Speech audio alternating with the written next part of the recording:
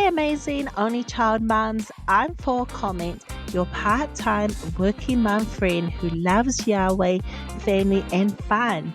Welcome to the family of one where we share joys and adventures of raising an only child. Expect relatable stories, parenting laughs, and faith filled tips. Let's make small family life enjoyable. Woo! Hi, and welcome back to the family of one. I am so glad you're here. Today, I'm talking about a big question some people love to throw at families with an only child. For example, are only child spoiled? Ha ha ha ha. This is this has been around forever, and sometimes I hear about it from my child and sometimes from other families. So today I'm breaking it down with some research, some real stories, and real voices from people in our community, meaning mums of an only child. So if you're raising one child, thinking about being a one and done, or you just want to understand a little bit about this better, this episode is for you. Oh my goodness. So let's get down to it. Breaking the spoiled only child myth. Okay, here it goes. Well, the idea of the only child syndrome is not real. You heard it. There's a study from Tony Fabo. Oh my goodness, I apologize if I did not say your name right. This is research who studied hundreds of families that show only child children are not more spoiled. I like that. That are not more spoiled or selfish or difficult than kids with siblings. Before we move on, I want to give a quick shout out to the listeners who listened to the last episode. And that listener is from Singapore. Thank you very much, listener to Singapore. I see you. I appreciate you. And here's a quick reminder if you listen to the last episode, I'll give you a shout out before the next recording. So if I miss you, it's only because I recorded the next episode before you listen. But if you keep listening to the next one, I'll catch you the following one. Okay, so the next topic is so if only children are naturally spoiled, how do we actually raise them to be responsible and grounded? Here's some more mums comment from mums. One mum said, my daughter does chores like laundry and pet care. She shares well because we build her village through cousins and clubs. Aw, that's so cool. Another mum said, we don't evolve our whole world around our child. I am so learning that. And we have our own hobbies, and that teaches her she's not the center of our universe. Oh my goodness, that is so awesome. Another mom said we teach appreciation by connecting extras to effort and good behavior. Now look, when I share my experiences, I want to tell you she's only 8. That means I am still learning. I am such in the beginning stage. If you're a mom with an only child and your child is older than 8, well, you have more experience than me. So you can just either like, oh, Ruth will, she will get there eventually. But if your child is young or the same age, look, I tell you, maybe you can like crack up because we are still youngins and we're still learning. So I want to let you know when I share my experience, always, well, one, it's up to you if you actually want to take, and I'm not giving you my advice, I'm just sharing you my own story of how I'm learning and growing, being an only mom, being a mom with an only child, and what my husband and I were experiencing. But she's only 8 years old. So I can only talk about that age and down. Anything else, I would have to definitely bring in someone who has a child who is 9 and up years old. So I just want to say when we started teaching Olivia about responsibility. Once again, she was a toddler and she was a little kid, and I made sure and I helped her to put to show her where her toys and where to put them away. So I had like places, baskets and buckets, little bins that she could reach after she played them. So and I would teach her where to put them. And so she knew after she played certain toys, you need to put them away. And look, today, some days are still better than others, but she's still learning. Some days are better when you look in her room, and then some days are like, oh, this is a good day. And I mean, she could say that about me. She can walk in my room or the kitchen. She goes, some days are better. Mummy has got the house clean, and some days are good. Well, as she grew up, her dad and I started to add on more age appropriate chores. We're giving her dirty dishes, telling her to put her dirty clothes in the laundry basket. Showing her, helping her wipe the table, also carrying her dishes to the sink after you finish eating at the table. Because, hello, thank you very much. We wanted her to understand that in our family, everyone helps out. It's not because she's an only child, but because she's part of our family, and that's what our family does. Now that she's 8, she's asked us about earning some spending money, and we were so happy because that meant and showed us that she wanted to be more responsible and she was becoming more independent. So we created extra chores she could do and earn a little cash. But you know what? There was a toy that she really wanted, and she had saved 6 months for this toy. And at one point, she asked, why can't you and dad just buy it for me? Now, we could, but I told her, because you already have a way to earn it yourself. Hello. You already have a way to earn it yourself. And this teaches her patience and it builds character. And there were tears some months, and there were real tears. And when she thought she couldn't make it and she wouldn't make it for her Christmas because she really wanted this toy. It was a hobby horse. She really wanted it. She didn't know if she was going to meet the deadline, but she kept going and she did it. And so we're so proud of her. Now, as I'm recording this, for Christmas is like 3 more days. She's going to open up that hobby horse toy. And I tell people, she bought a toy, this hobby horse. It cost her, it was 6 months of her sweating, vacuuming, and doing other chores. And, oh my goodness. And she's like, Mom, but she did it. And I was so proud of her. So I think as she is continuing to save more other toys, I really feel she'll take more responsible. She'll take more care because I tell her other things like, hey, you know, I try to teach her people buy you things like your grandparents for your birthday or you get gifts. It costs time to purchase this. They exchange this for time. And so keep your resources, treat it well so it'll last longer. I really like this because she worked for something she wanted. She saved, she waited, and she learned responsibility. And it wasn't because she didn't have a sibling, it's because her father and we were part of that learning, discovering, teaching her, hey, you can do it.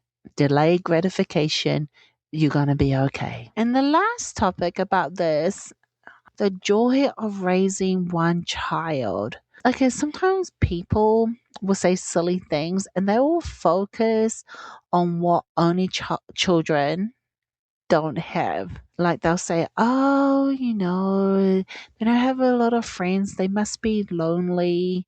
I mean, or social interaction. I'm like, bah humbug you. That is not the case. But, in our home, we see so much of what we do have. In our home, we have time, we have connection, and also we really enjoy being around each other most days because there are days where I feel like I just want to have a nap. Okay, so enough away from me. I will share what some mums from only child mums say.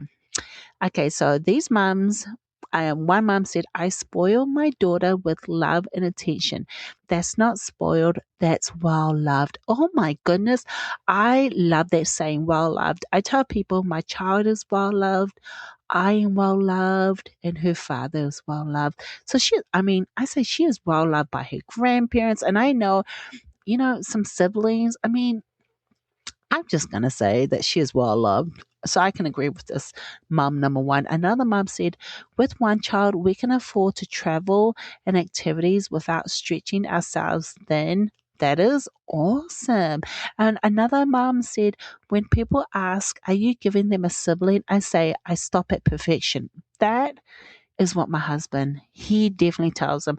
I remember as soon as I found out I was pregnant or when Olivia was born, during that time, people say, oh, is she having another one? And my husband would say, why would I continue on? I stop because I stop at the perfect child. Oh my goodness. People say the silliest things. I'm sure I've said silly things too. Okay, so one of the biggest joys of raising one child is simply spending time together. And you know what? We're all learning to love each other as a family. And I mean, we're all learning. Some days are better and some days are good. And we get to grow together in our own rhythm. Yeah, learning our rhythm, some rhythm. And what do you say? You're probably saying, what do you mean by rhythm? Depends on the season. Like sometimes we're just going gung ho. Like we have so many activities on, so many things. Like I'm working part time, and then we have projects at the barn, and then she's got her own activities. It's a lot, but what do? You just find the own rhythm. And she's only 8. That's why I have to remind myself she's only 8. And yes, some days we have plenty of energy to keep up with her. And other days, if you heard me and you've listened to a lot of my podcasts, I'm going to say I need long naps before I can jump back in. And jumping, is that even a thing for me? Probably more jumping in my bed. But her dad can ride bikes with her for miles. And I mean, their bike rides. I just like, you guys go and just let me know what's going on. But hey, when it comes to shopping, Mama does well. Her and I can go for miles of shopping. But her father and we have our own strengths, and she gets to enjoy them. So she is like, if she was on the other side, like right now she's gone to sleep, I would say, you're welcome. These little moments, the bike rides, the shopping days, the laughter, the slow mornings, even the challenges, they're all part for us of joy of raising our only child. We get to pour into her in ways that fit who we are as a family. And she gets the best of us in different ways. I always tell her that she is 100% of all the best parts, of all the best and wonderful things about her father.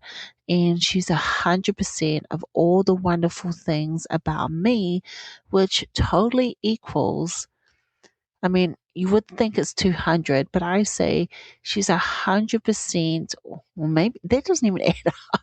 But I'm saying that because she has so much goodness and she takes after her dad, all the 100% of all the awesome things about him and all the 100% awesome things about me, which means that she too is going to be 100 million times awesome. And because we are encouraging her to be the best that she is going to be for her, and having an only child, we are, you know, so thankful that we get to learn and grow together with her. That is our heart. She's only 8, like I said, but for me as a mum with an only child and learning, all the discussions I have with my siblings, who I do have a sister and a brother who has an only child, and their child is, I think, one of them is at least late 20s or maybe their 30s. I think they're in their 30s. Oh my goodness. What kind of auntie forgets their age? So they're in their one's 20, late 20s, one's late 20s, and the other one I think is early 30s. So I'm thankful that I get to ask them about parenting skills because they both have an only child. But two, also, I just want to encourage you that you are doing the best you can with the resources you have with the time that's given. And so I wanted to encourage you, and I want to talk about this. When I talked about this topic in the beginning about, you know, people say, oh, only child is spoiled. Hello. Studies show, no, they're not. It all comes down to parenting. And I can tell you the things that I shared, especially about me learning how to put boundaries and to stick with them. And then also, my husband and I being on the same team. Look, like I said, we're doing the best you can with the time that's given, with the resources you have, meaning the people around you. So if you're listening to this podcast and you're like, man, I need a hope, and my heart is an encouragement is to find a friend, find a family member, someone who encourages you to be the best you, to really encourage you, not to put you down. Because my experience, when I am not doing well and I'm pretty much messing up as a parent, like for example, when I wasn't putting boundaries or keeping with it, especially when she was a toddler and she was eating only her up, down, up, down, up, down, up, down. Oh my goodness. The cool thing, so kind of my siblings, is they weren't coming across as in putting me down. They were just loving me and giving me grace when they were giving me advice. So I hope that you find a good friend when you're coming to them.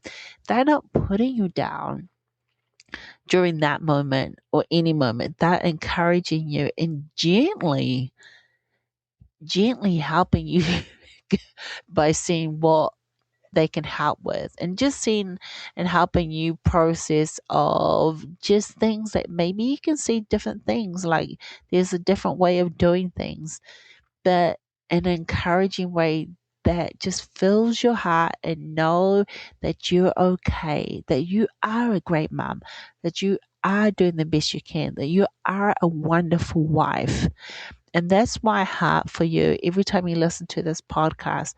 I want to let you know, there's so many mums and families out there that if they were here, they were like, if I had my sister, I had my brother, and I had some other friends who had an only child, they would say to you, as they say to me, you are doing well. It's gonna be okay. You're a great mom. You're the best mom. And I say this to my daughter, like, hey, I'm the best mom for you. I'm the best mama. I'm doing the best I can, and I love you, and I'm going to make mistakes. So remember, be kind to yourself. You are amazing. And remember, if you can do something nice for you, whatever that looks like, mine is to go to bed. Yeah, I could just see it now. I love going to sleep, having a nice, long, cozy nap if I can, and then quickly waking up because I realize got to do the dishes and make breakfast and probably have a cup of tea and the laundry. But we're not here to add on the things that I've got to do. Okay, well, once again, this is for or Ruth. See, I have two names. Like, why do you have two names? I tell you what. I tell you, that's another story altogether. But I'm your friend. So if you're listening to this, we are friends. Or we can be acquaintances and I'll see you around for the next time. But if you listen to me more than twice, I'm saying we're friends now, okay? So please reach out to me. I would love to hear from you. The other moms that you hear that I read online, I love just looking up different comments from different platforms, moms with an only child. So if you want to share your thoughts about this topic, about kids only child being spoiled is a bah humbug topic, and it's not true. Hello. Yeah, give me a comment so I can read it. Reach out to me in my email. You can text me through this Buzz sprout. Oh my goodness. So I would love to connect with you. Or even better, if you just want to come on this podcast, consider that. We can share some stories, share some experiences. Let me know. I would love to hear from you, or even a thumbs up. Thank you very much for following, listening, liking this podcast, The Family of One Child. Okay, and Merry Christmas and have a Happy New Year. It's 2 days from now, and it's going to be Christmas. Take care. Bye.